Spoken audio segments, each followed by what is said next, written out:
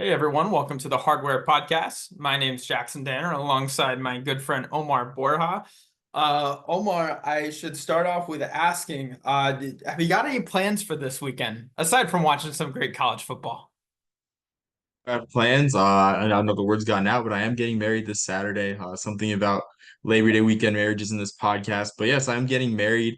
Weirdly enough, I don't know if I'll be taking any time off, which I mean we're going to talk about, I guess, off air because I was talking to my fiance Kim, and she said because we're not leaving for Boca Raton for our mini honeymoon until around September 5th, like she's fine with me just recording because I'll have work off and everything. And yeah, I am getting married this Saturday, and of course, God worked things out. So Army plays on Friday on CBS Sports Network, and that's really the only game I care about all week.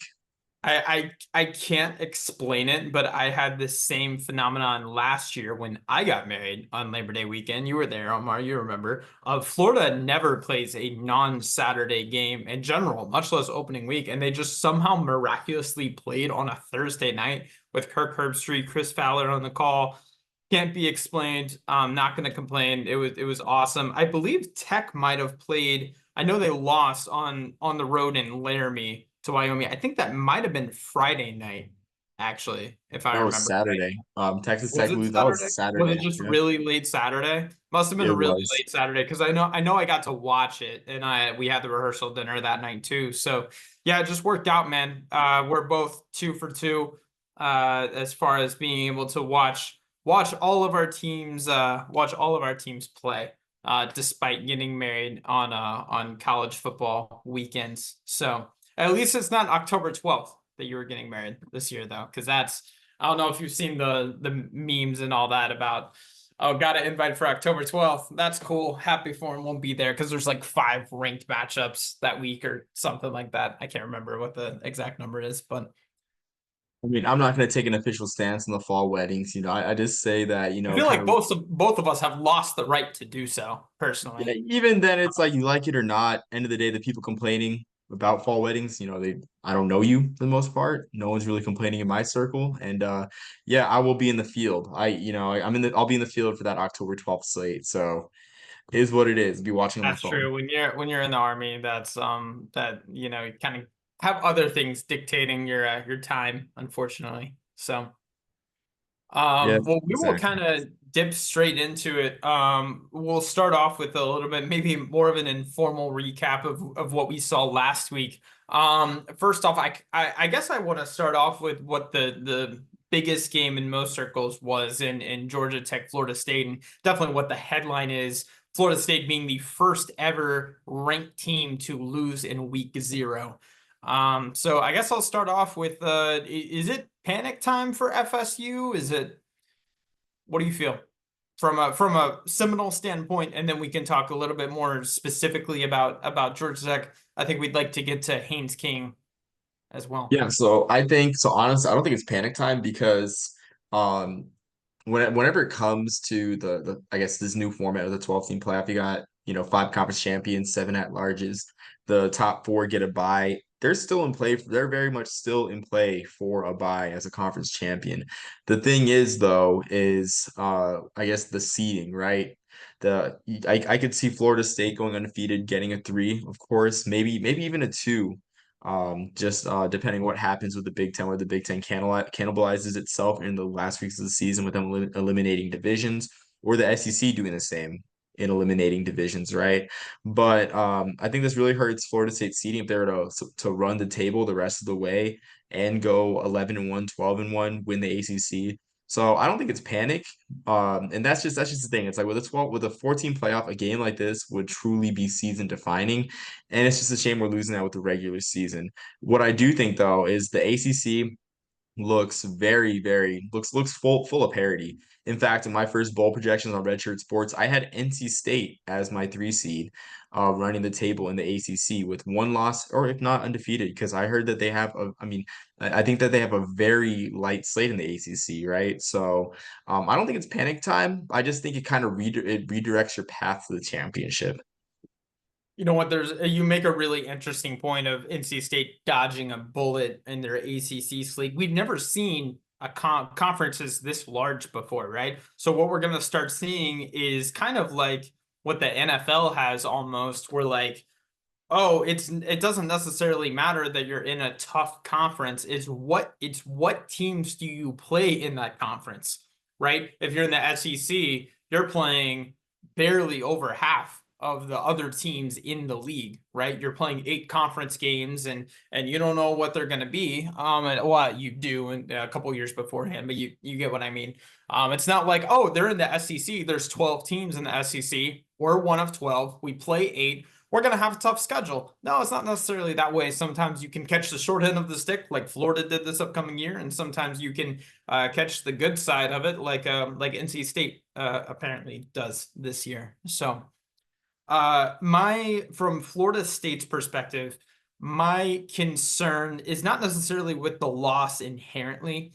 Like you said, with the 12-team playoff now, it's going to be very forgiving. I personally, I do think a 2 seed is ruled out. I think they probably would have had to be undefeated to get a 1 or 2 seed when you compare the strength of conference play for whatever the conference champion. There is going to be a champion of the SEC and a champion of the Big Ten, right? Even if they do cannibalize themselves. So someone is going to reign supreme in those conferences. I think that has to be 1 and 2 now that Florida State has what could still be considered a bad loss when we're looking back at this game in December, right? We don't know how Georgia Tech season is going to play out.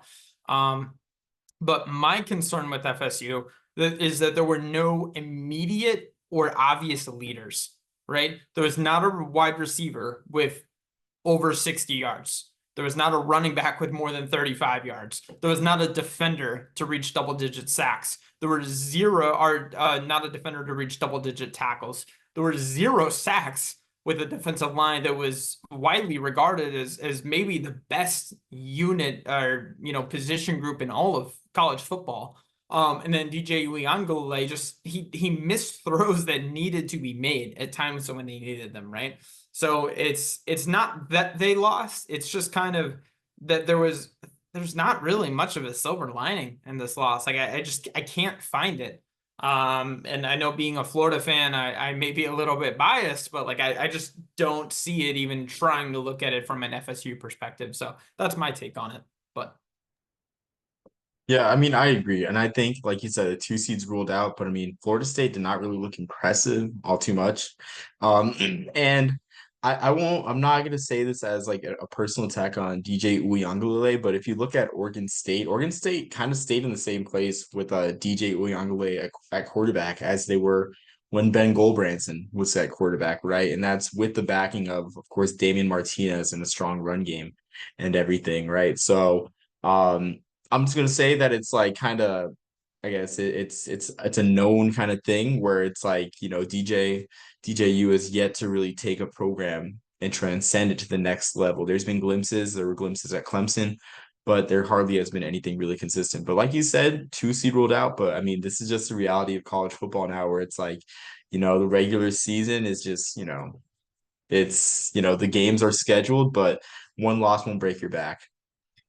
one fascinating note on this game too that I got from the College Game Day podcast was that this was the fewest number of drives that each team had in a college football game since I think it was 2020.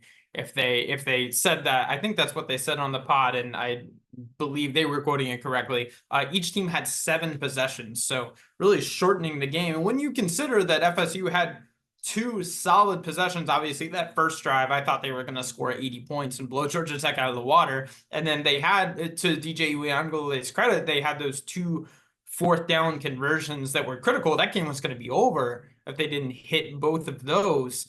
So when you consider they had 2 good drives out of 7, at least that's something. But there was nothing that resembled dominance at any point beyond that first drive, like I mentioned. So from Georgia Tech side, I think we want to focus our hone in on our hone in hone in on Haynes King. Do you think that there's Heisman smoke with him? I think so because I think I'm looking all the way down to Thanksgiving weekend against Georgia, right? And you look at the recent history with Georgia Tech, Georgia, the last win in that series, I think for the Yellow Jackets was 2016, I want to say. I think it was 2016, if not 2014.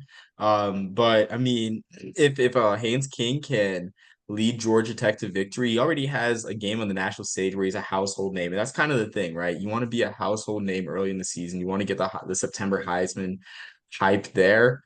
It just depends on the race too. You could be a late emerger. You could emerge late in the race, and take the award. But yeah, like with Haynes King, like I think he's a household name already. He already has that going for him. The ACC is not a gauntlet. I think what happened with SMU is, I guess, indicative because I thought SMU would be able to compete with the bottom half of the SEC immediately, but them almost losing to Nevada with the rebuild that we talked about, it's kind of troubling. So I mean, I can see him putting up stats in ACC, and he's got important games along the way. He's got Notre Dame at a Mercedes-Benz Stadium, big stage again, and then of course the Georgia game. So I think it's there, and we talk about not just stats but also path. So the path is there for Haynes King to have some really relevant games, really important games, and ball out and find himself in New York. So I definitely think the Heisman hype is there, especially too because he's a dual threat quarterback as well, which I think is definitely something that you need in this day and age for most of the time. Bryce Young is an exception.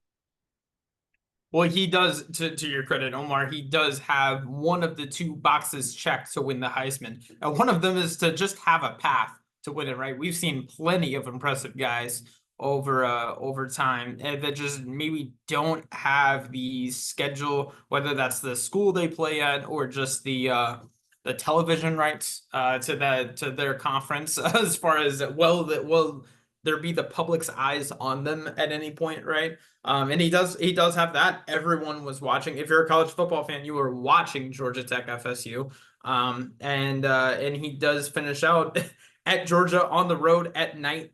I don't know how that's going to go for him, but hey, it's an opportunity at least, right? And that's something that a lot of these guys that we've talked about on hardware don't have. So uh, I am going to use for Haynes King the move the sticks analogy from Daniel Jeremiah as far as trucks or trailers for a quarterback. I can't confidently say he's a truck and that he's pulling the weight.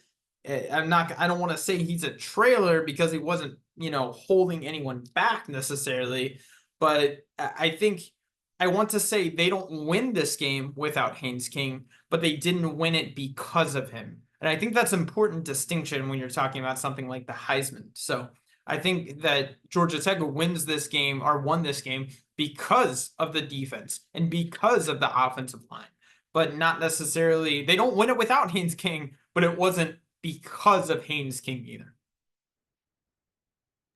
Yeah, I mean, for me, we're gonna talk running backs a lot. Like, I'm a big running back guy. Like Jamal Haynes is a guy that I would love to have a Heisman talk about. He had some great runs throughout this game too, right? You look Yeah, at he George. did. I mean, so I wouldn't say it's that too. I think also too Georgia Tech's defense really came to play as well. So I mean, 21 points, right? Yes, Haynes King looked really good on the national stage, but the offense still only scored 24 points. So I totally see your point there.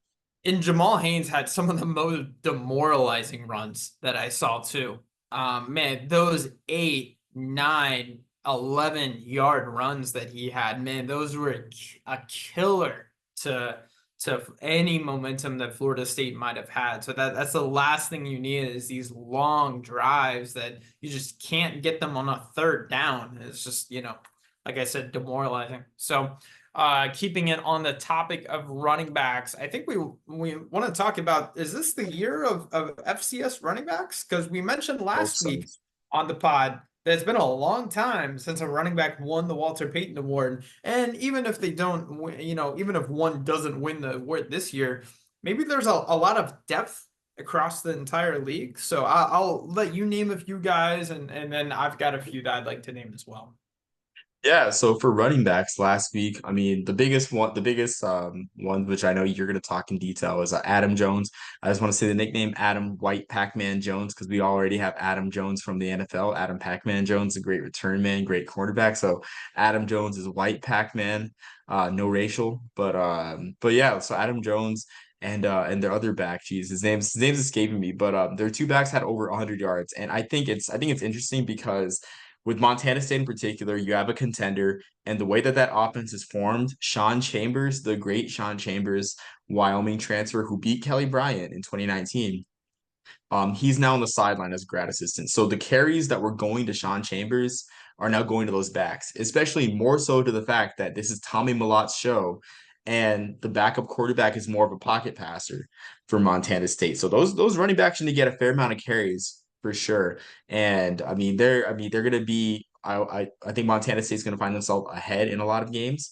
And I think that those guys will get a lot of carries closing out games. So I'm excited for them, but also too, I mean, Kevon King, talk about showing up on the big stage. Kevon King with a bunch of, great runs. Um, I mean, it's just a shame that Norfolk State they didn't have the gas to stay the whole, I guess, to or the gas or the wherewithal really to last the whole game and close the deal out. But Kevon King, 10 yards of carry, 146 yards. I mean, I just imagine him with a 20, 30 carry workload. I mean, in all honesty, he might be the best back.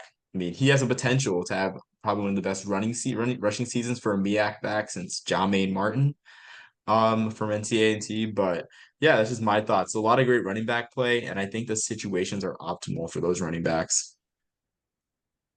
So I'll start off in the same order that you went because great minds think alike. The Montana State running back room, like you said, Adam, White Pac-Man Jones, and Scottrey Murphy is going to be the other back. Scottrey was named the starter in the fall. Adam Jones had a great spring and earned some playing time, and he already has tripled the yards he did all of last season. So they both had carries in the late teens. I don't remember what the exact number was, and then over 140 yards each. So it's definitely going to be a dynamic duo. For Kevon King, yeah, had an 82-yard touchdown, and outside of that, still averaged 5 yards a carry, which is very impressive.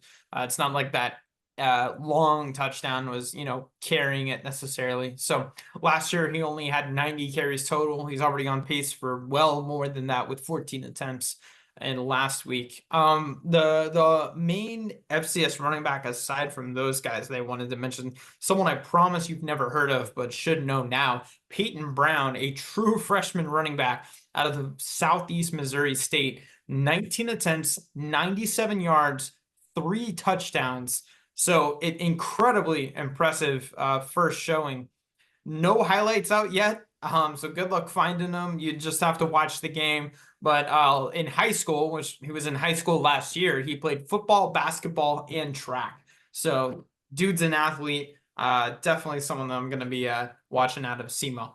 So Yeah, I mean, Southern Missouri State, I mean, they definitely have a system that loves to run the ball, kind of being that Midwest area. I mean, Geno has had some great years for Southeast Missouri State. I want to say he even got Walter Payton votes, which I mean, if you get votes, you're a Walter Payton finalist technically, which means there's probably about 30 finalists a year.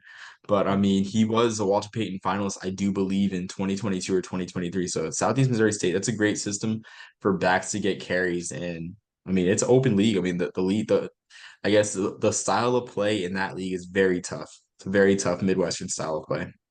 I felt very old when reading his profile on the Red Hawks athletic website. It says he was born in 2006. It's just hard to believe that they're like people playing college football that were born in 2006. So I've never felt older in my life. But we'll move on to our players of the week. If you're not familiar with the format on hardware, we each go one offensive player, one defensive player, one HBCU player that we'd like to highlight as well from the previous week on either side of the ball, or special teams, who will sometimes do that as well. So, Omar, I'll let you start off. Who is your offensive player of the week from week 0?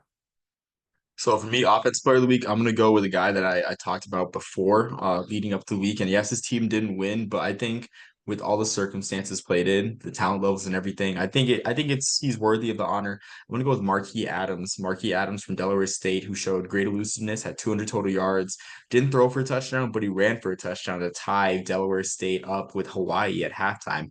40-point underdogs tied up with Hawaii at halftime. Just a great storyline, just a great moment for week 0 for us night hawks, night owls watching the game. He showed tremendous elusiveness too, which I'm not sure that bodes so well for Delaware State's offensive line. It could have been the fact they're playing Hawaii while he was running around so much, but he had this amazing 8-yard gain where he was like literally turned back towards his own end zone. He was facing his own end zone, turned around, was able to get 8 yards. It was probably one of the best 8-yard gains I've ever seen. But I mean, Marquis Adams, I was tremendously impressed. And I think the biggest takeaway, even though two of the six teams that play, only two of the six teams played from the MEAC, but I think we're gonna see that the MEAC is super wide open this year. There's been a different champion in that conference or a different representative in the Celebration Bowl every year since 2019. So for the last 4 editions, not kind of the pandemic. So, I mean, you never know. With Delaware State having the showing, the thing is that the great thing about the MEAC is like the non-conference season is almost inconsequential because every team is gunning for the Celebration Bowl. Now, you could benefit off the non-conference schedule. A team like North Carolina Central last year that ended up benefiting hugely from just great non-conference wins against New Hampshire, against Campbell as well, and among other schools. But you could lose these games and then still find yourself playing in Atlanta on ABC. And now the second Saturday of December, thanks to the 12-team playoff. But Marquis Adams is my offensive player of the week. I did not catch that run. Are we talking like 2007 Marion Barber style, where it's just like all up in the backfield and somehow makes it out for 8 yards? Or Yeah, pretty much. Yeah, rest in peace, Marion Barber. But I'll send it to you. And yeah, it was good. It was a really good run. Also, looking at Marquis Adams, there's a Marquis Adams Pee Wee highlights, which I'm assuming this is the same person. One of the first things you look at is a highlight reel from 2013. Yeah, 2013, it's going to be it's crazy. So it's crazy. if he gets drafted on day 3 in a few years, I'm sure that's going to be on pull up somewhere on Stump the Truck on NFL Network. So for my offensive player of the week, I'm going to go with RJ Maryland, the tight end from Southern Methodist. 8 receptions, 162 yards, and a touchdown. No one else in FBS football had over 100 receiving yards last week, and he had 162 as a tight end. The second most receiving yards that a tight end had was 34. So just utter dominance by RJ. What struck me more than anything else was his body control. He had one toe tap catch that would have been a catch in the NFL, got both feet down, another diving catch into the end zone. He's a 6'4", 237-pound tight end who ran track in high school. It's really hard to go wrong with that. In 2023, so last year for SMU, he had the second most receptions on the team. I'm curious to see if this turns into like a Trey McBride type offense where they're really relying on him that much. The reason I say that, of all of SMU's passing yards, 94 of 308 went to wide receivers, which is not even a third of your passing yards going to receivers, right? So RJ did not have all of the excess 212 yards, but this isn't going to be an offense that's comfortable, throwing outside the numbers and relying on that. So I'm curious to see if this is going to be a tight end dominant passing game, led, of course, by RJ Maryland. I think it's interesting too. RJ Maryland transcended talent at tight end, like you said, with the speed. I think the thing is like when you think about SMU, you think of um, wide receiver play. You think about the high flying offense. You think of Trey Quinn. You think of Cortland Sutton. You think of Danny Gray. But tight end, this is new. Honestly, this is new territory. Not to say that they haven't had good tight ends before, but a tight end focused offense. I mean, it's just great. I mean, so is SMU being in the ACC. So I guess we're just embracing change all the way over here. Who is your defensive player of the week? Sorry, just got to take care of something really quick.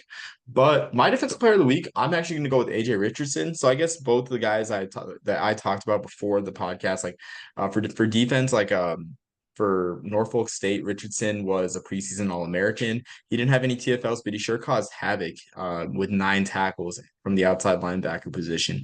And in the MEAC's more of a defensive focused league. If you look at all the teams that are in contention, I mean, shoot, I would say it's probably like the top four, like the four of the six teams that are in contention. They are anchored by strong defense. You got Howard with Kenny Gallup. Kenny Gallup might very well make the Shrine Bowl this year with how great he is, with how great he is at Howard. You have Morgan State. Morgan State almost beat Akron. They almost beat Albany. Albany is semifinalists. They almost beat Albany. All they needed was 1 yard in regulation, but instead the game went to overtime because they had to settle for a game tying field goal. So a lot of defensive minded teams, and AJ Richardson is a stalwart on that on a Norfolk State defense. It looks tremendously improved, and he is very I mean I think he can make it All American. I think he can make the All American team. He definitely will be All Conference, but I was impressed with what I saw in front of ABC. No, absolutely. For my defensive player of the week, I'm going to go with Romello Height, the defensive tackle from Georgia Tech, transfer from USC last year. A lot of salty USC fans on X or Twitter or whatever you call it about him transferring. He generated 3 pressures and 2 run stops, not including a sack that got called back for a face mask, but a bit of a hometown gain for him, actually. He's from Dublin, Georgia, but from a Dublin. Uh, Sorry, that horrible joke, but he was really the headliner in what was a strong performance by this Georgia Tech front seven that is just so seemingly drastically improved from 113th in the country in run defense or whatever they were last year. Just a huge improvement. So Romello Height is going to hopefully be a name to watch. Yeah, I also wanted to shout out to Delaware State's punter, who I know we said offense and defense, but I know that we made, I guess his stat line made the rounds really on Twitter and everything with how great of a game he had. He had 11 punts, a 40-yard average, and a 62-yard punt. I just want to shout out just a great punting performance. Nathan Wilson, three inside the 20. It's also interesting too because he mentioned that Georgia's Tech, Florida State only had 7 possessions. I mean, I'm looking here. Delaware State scored twice on offense. They punted 11 times. I mean, just the complete opposite, really. Like instead of long sustained drives, you have a Rockhead style game with a lot of 1-2-3 kick, 1-2-3 kick happening.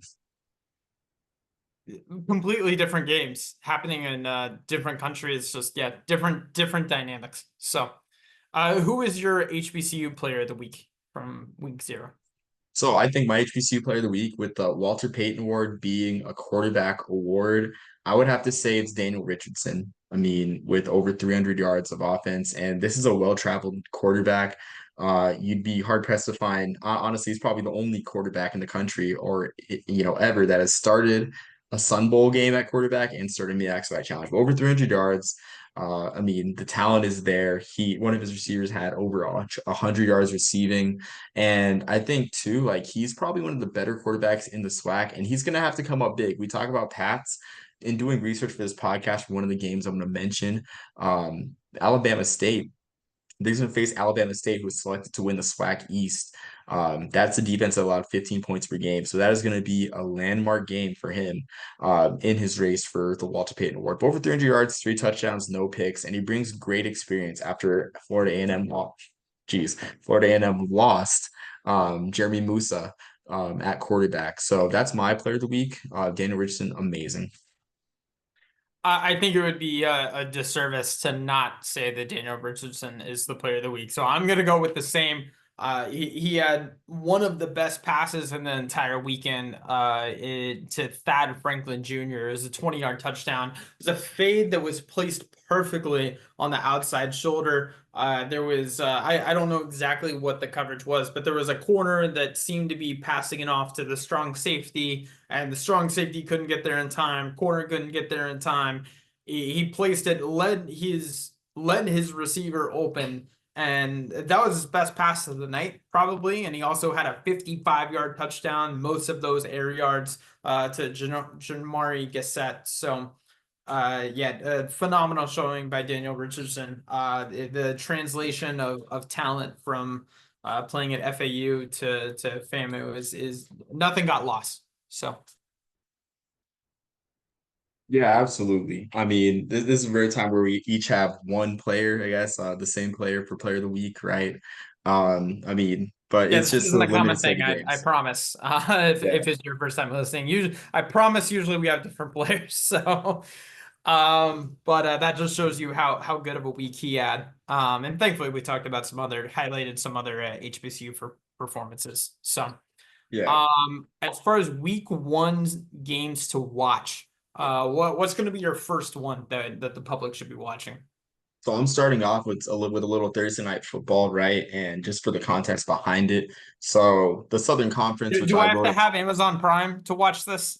No, you do not. You have to have ESPN Plus if you're out of market though. If you don't live if you don't live outside the range of a few local unaffiliated stations in the South. But this game's gonna be on local television in the South or throughout the South. And it's Mercer versus Presbyterian. And if this is a statement game, if there ever was one for the Pioneer Football League. Now I know the Pioneer Football League does not get much coverage at the FCS level because it's a non-scholarship league, not named the Ivy League. And we'll be honest, the true purpose of the league is to house football programs for schools that care more about Olympic sports, right? Like Davidson out of the Atlantic 10, they're in the Pioneer Football League. San Diego from the West Coast Conference is in this conference as well. This conference stretches all the way from Marist to San Diego, Marist and upstate New York, San Diego. So football is really not a priority for these schools. But Presbyterian plays Mercer this week on a Thursday night on local network TV across a few stations in the South, and of course ESPN Plus if you're out of market. And this is a statement game because Mercer made their first playoff appearance last year, but Mercer lost a lot of people on offense. Of course, the big story is Drew Cronick, their head coach, going to Navy to install what he calls the Millennial Wing T, which I'm excited to see this weekend against Bucknell. But they lose not only their head coach and offensive mind, they lose Carter Peavy at quarterback, who left for Maine since his head coach left. They lose their number one rusher in Al Wooten. They lose their number one and two receivers, who combined for, honestly, I'm pretty sure if I were to do an estimate, I think they combined for over at least over 70% of the receiving yards. Devron Harper and Ty James, those guys are gone. The offense in itself wasn't blowing people out of the water. They averaged 25 points per game last year. And they face a Presbyterian team that traditionally plays strong defense out of the Pioneer Football League. Presbyterian allowed 25 points per game last year, and they returned their leading tackler, Alex Harriet, who had 118 tackles. And they traditionally have strong linebacker play out there in Clinton, South Carolina. I don't know if you remember Jackson or if our longtime listeners remember Colby Cunningham from the pandemic season, who had 25 tackles against Stetson. Just a truly amazing linebacker who I think transferred to the FBS level. But this is a game for Presbyterian to make a statement for the Pioneer Football League because just last year, the Pioneer Football League had their first ever win against the SoCon team when Presbyterian beat Wofford. So this is a game that is going to be closer than people think. It's a game that's on local television, right? Where the only other game that to compete with it, if you're an antenna user, if you're a cord cutter, is Minnesota versus North Carolina, which that game could get out of hand early. So just a big moment for the Pioneer Football League and a moment for Presbyterian to kind of turn some heads in the national media, myself included, because Mercer they're in the receiving votes column of the top 25. So Mercer Presbyterian, ESPN Plus, 7 p.m. Eastern.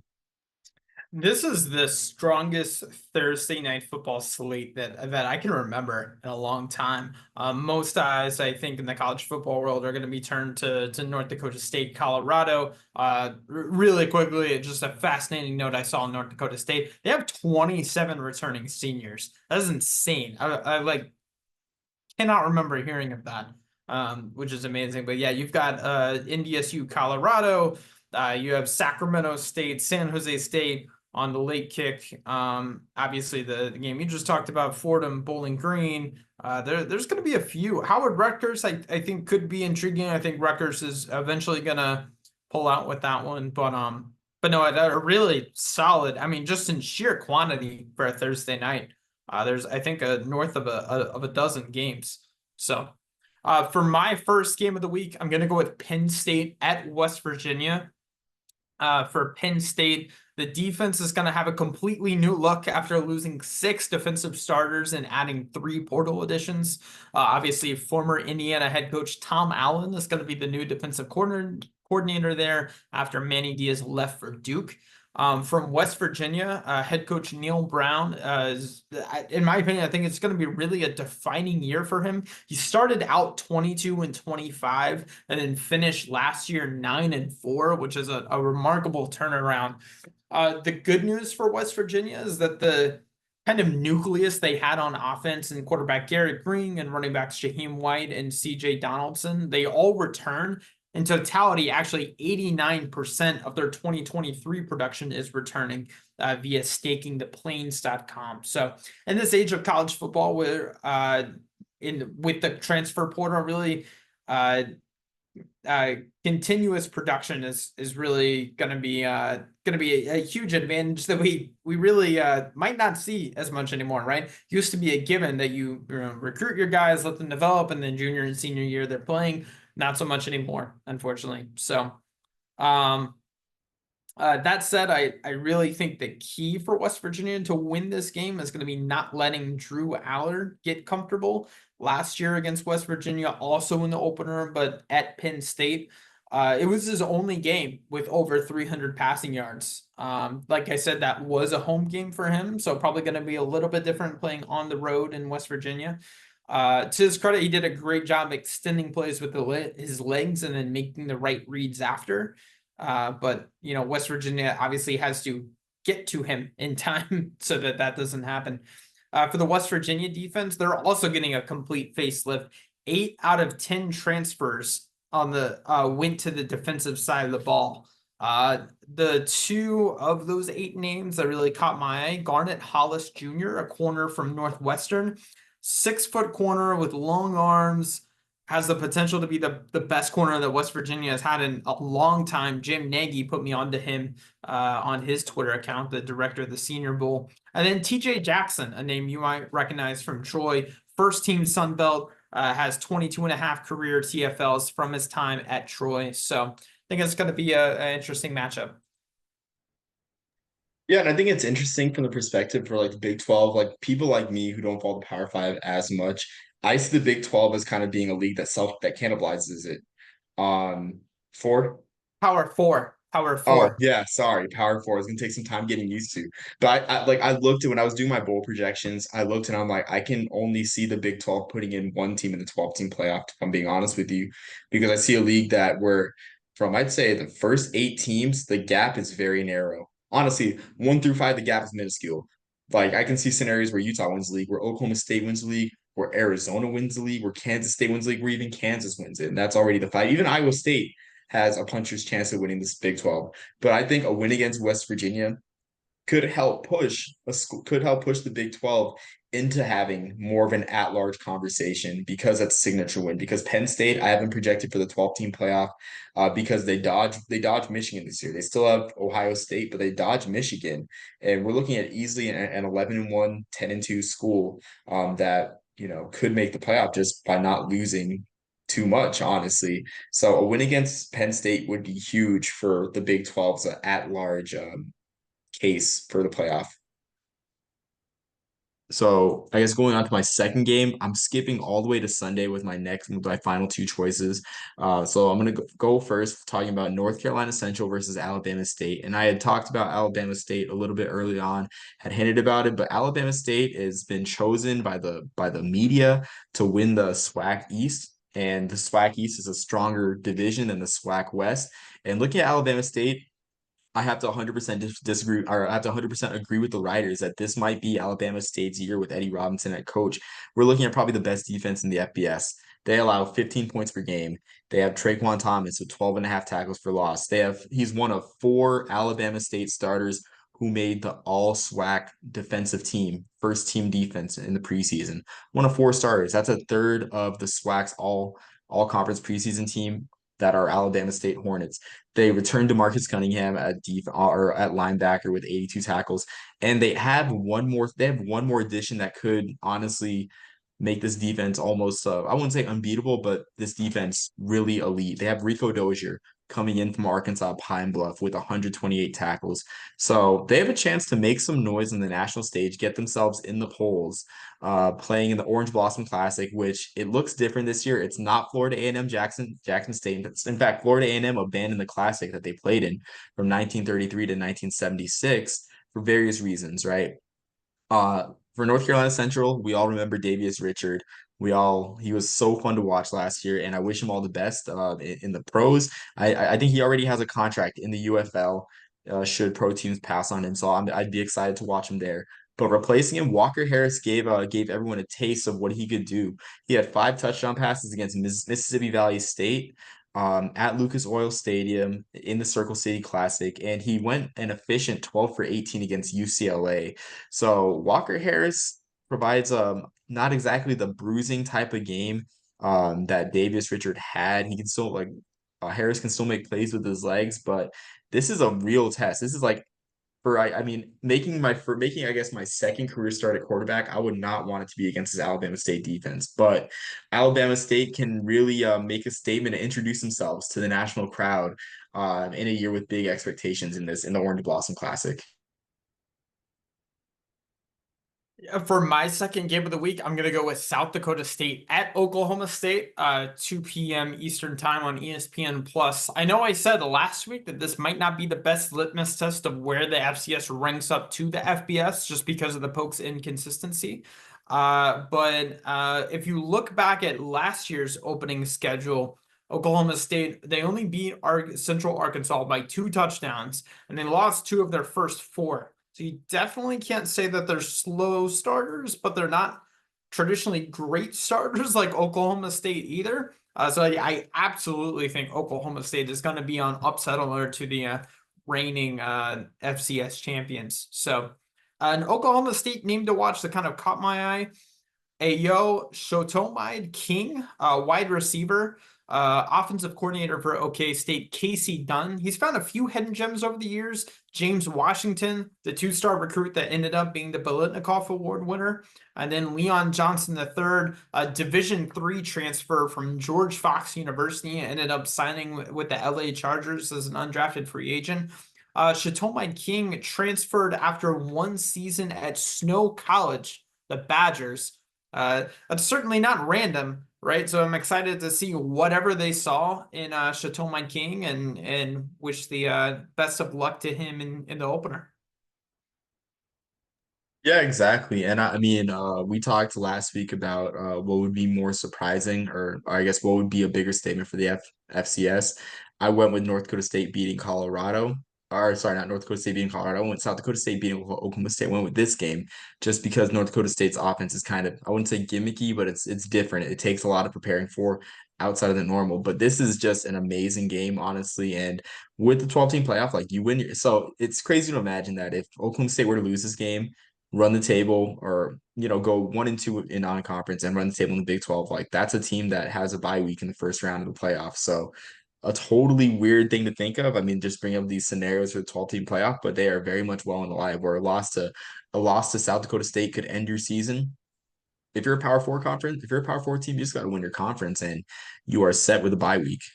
Do you think we'll ever see it where there is a team in the 12-team playoff, by week or not, that has lost to an FCS team? Is that ever going to be something we see? Yeah, I don't think it's unprecedented because in 2010, Virginia Tech lost to James Madison when they were FCS, and they still won the ACC and went to the Orange Bowl. Um, so I mean, I totally think it's possible. Like you have bad weeks for sure, right? And you just take some bad losses, really. So I definitely think it's possible. And in the era of, I hate to say it, but in the era of ESPN Plus, it's so much more accessible, those games, right? Those aren't pay-per-view games anymore when you have an FCS schedule or maybe you have if you're in the SEC or the Big Ten, hey, you have your own network that you can broadcast these things on, right? So yeah, I think it will happen eventually. I just don't know. I don't know how soon it's gonna be. So that kind of intrigues me. So what is your third and final game of the week to watch? Yeah, so the third and final one before after you're done, just make a couple notes on some, I guess, some Mount West storylines to watch. I have Benedict versus Virginia Union in the Black College Football Hall of Fame Classic. Now, this is quietly becoming one of my favorite traditions of the opening weekend, the Sunday afternoon game. And I think it's just great that it's been an exclusively Division II matchup for the past three iterations of this classic. They're playing at Tom Benson Hall of Fame Stadium out in Canton, notably the site of two USFL seasons or two USFL postseasons, and was one of the hubs in 2023. But that's neither here nor there. But they really got a heavy hitting matchup out of Division II for this one. So they got Benedict, who went 10-1 last year, out of the SEAC, the Southern Intercollegiate Athletic Conference. And they have Virginia State, who went 8-2 last year in the CIAA, the Central Intercollegiate Athletic Association. And honestly, we love everyone loves offense, right? But these two teams can play defense. The pads will be popping and everything. Benedict allowed 10 points per game. They lose a lot of pieces on defense, including a defensive lineman that had 24 and a half tackles for loss, I think. But they also return, geez, my handwriting is so bad. Um, they returned Aaron Miller, who had 10 and a half sacks and 15 and a half TFLs. Virginia State is no slouch as well. They have a great defense. They have Cameron Davis returning with 11 tackles for loss at defensive tackle. And honestly, this is my favorite player. This might become my favorite player in all of college football. 5'5", 160-pound safety Rodney Jones is no slouch with 6 pass breakups for the Trojans last year. He returns to anchor that secondary. I expect, honestly, a rock fight. I would not be surprised if this game ends 14-10, 10-7 even. This is a game, Jackson. You love all 22. I would find the all 22 just to see this defensive line play. But this game's on NFL Network. I mean, this is just great national TV exposure. Hardly any competition for these schools. Really, just I just love the exposure that the Black College Football Hall of Fame Classic gets, because any game you can watch any game, right? But there will be distractions, right? There'll be plenty of other games to focus on, but there's hardly any distractions on a Sunday afternoon with the game being on NFL Network. And I mean, this game's a throwback game. I also wanted to note too that Benedict ranked number 7 in the HBCU poll, and they ranked ahead of Prairie View, who played in the SWAC title game last year. So Benedict is a legitimate sleeper at the Division II level. And I guess just for reference, they don't have the Celebration Bowl or a bowl for champions. They have the Florida Beach Bowl between the CIAA and the Southern Intercollegiate Athletic Conference, the SEAC, but that is a bowl game for teams that aren't playing in the playoffs, so it's not exactly a Division II HBCU title.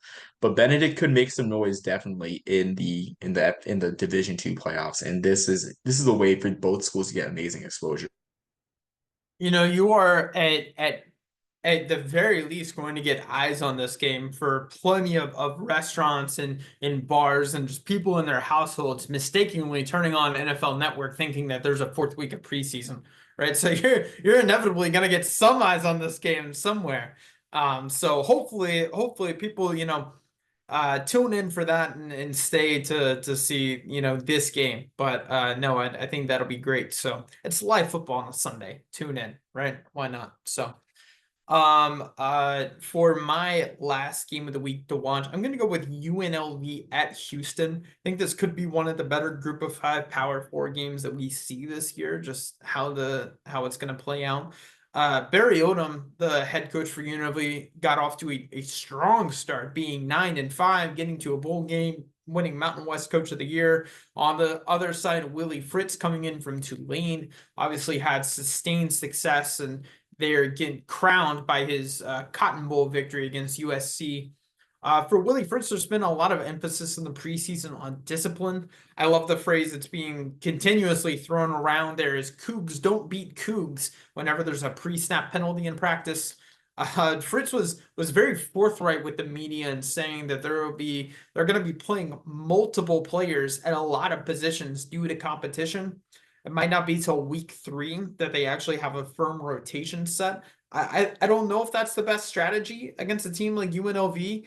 We'll find out soon enough. I think it's interesting in saying that you're going to do that. Maybe give a misleading impression, but regardless, on the UNLV side of the ball, they are going to be bringing back a majority of their starters on both sides.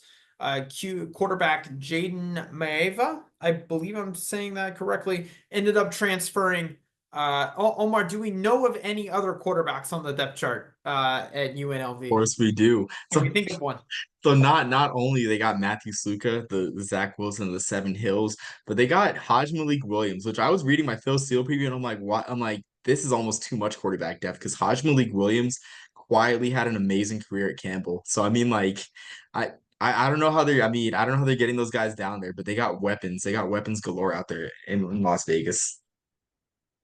Well, offensive coordinator Brennan Marion made a strong difference once Bobby Petrino left for Arkansas. He's coached players like Jordan Addison. He was the wide receiver coach during that great year for Addison at Pitt, and then Calvin Turner, if you remember him in recent years. So I have no idea what this matchup is going to bring. I think it's really interesting. There was so much hype for Houston last year, only for it to kind of not go as planned. And then for UNLV, I'm very curious to see if they can sustain this initial success they've had with Odom. So I don't know what it'll bring, but I'll be watching it. So Yeah, exactly. And that this is like that's a trendy upset pick for a lot of people, and it could go a long way for UNLV making its case as the group of five representative in the college football playoff this year. So I mean I'm excited for that one too. And I mean, I don't know. I think it's gonna be a really close game. I really don't have a pick on who's gonna win, honestly. It's gonna be a great quarterback matchup. It's Donovan Smith. Definitely had a solid year this year or last year, and Will is on the come up. Before we head off, just want to make a couple quick notes on some guys that could make a splash in the Heisman race. Out of the group of five, the Mountain West particularly. So I guess it's a good segue. So we got Hawaii versus UCLA on CBS, and what a great spot for Hawaii. What a great way to showcase the islands on prime time on CBS 7:30. Braden Shager in that run and shoot. I mean, on CBS, he could become a cult hero. I wouldn't say it would be Colt Brennan or Bryant Moniz levels, rest in peace, Colt Brennan, but he could get a strong fan base. And if they beat UCLA on CBS, I think people would love to get behind a Braden Shager Heisman Trophy campaign if he throws for like 400 yards and beats UCLA. Another thing too, we got at that same time, it's just a big night for the Mountain West. Mikey Keene and Fresno State play at Michigan on Big Ten Saturday night. Cue the song. And in 2001, David Carr, they went on an absolutely insane run with beating Oregon State, Colorado, and Wisconsin. Ended up getting himself in the Heisman talk. I think he went to New York, especially too. Ended up being fifth in the Heisman voting because Fresno State faltered along the way. Mikey Keene has a really good game against Michigan State, a close loss, and Fresno State goes 12-1, finds themselves in the 12-team playoff. I do think that there could be some Mikey Keene Heisman talk out there at Fresno. So just want to make some notes there, some storylines to watch. But Jackson, do you have anything final to add?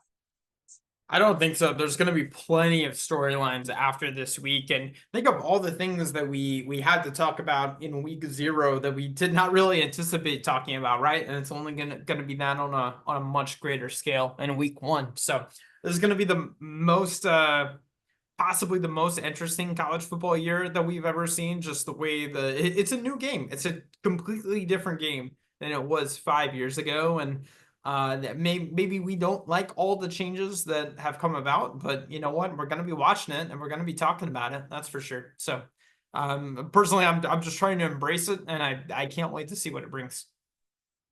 Yeah, me too. Totally excited as well.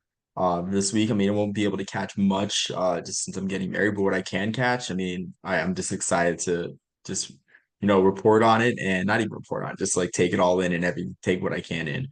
Um, but Omar, until just a pro tip. The Varsity Network, if you can get the app, you can probably have one AirPod in during the wedding and be listening to whatever game you need to. So.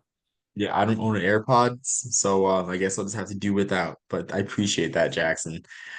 Um, but until next time, everyone, thank you for joining. Thank you for staying this long, and peace, love, and soul, the Burger Popper, and we are the Hardware Podcast.